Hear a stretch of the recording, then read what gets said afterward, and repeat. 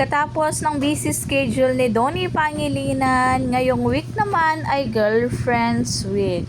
Grabe ang kanilang time management, talagang binibigyan nila ng oras ang isa't isa pagkatapos sa trabaho. At pinost nga kasama rito si Donnie Pangilinan at ang caption ay Visiting Believe Prod Team. Dahil busy si Belle sa kanyang pagre-rehearse at kitang-kita na bumisita si Donnie, sabi nga nila, at napaka-sweet naman ni Donnie, nasa tabi niya lang talaga si Belle habang nagre-rehearse. Eto, talagang nawawala ang pagod ng isa't isa tuwing ang dalawa ay magkasama. Napakagaling talagang pumorma ni Belle, talagang kahit simple lang pero napakalakas ng dating at malaboyish ang kanyang dating.